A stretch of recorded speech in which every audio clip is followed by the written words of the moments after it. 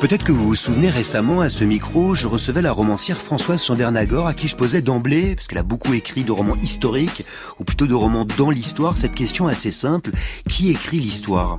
J'avais été assez surpris par sa réponse. Elle m'avait répondu: certainement pas les femmes, et pas les enfants non plus.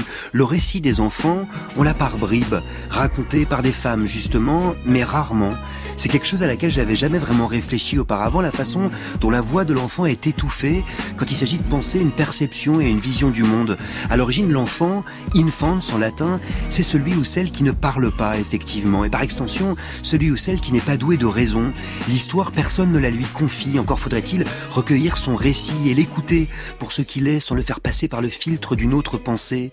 Parce que le récit de l'enfant est constamment interprété, réécrit, rationalisé à l'aune de celui de l'adulte. Il est donc privé d'histoire.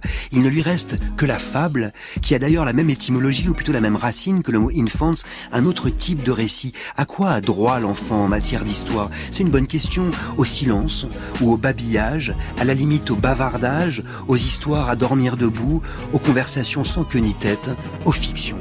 Boomerang.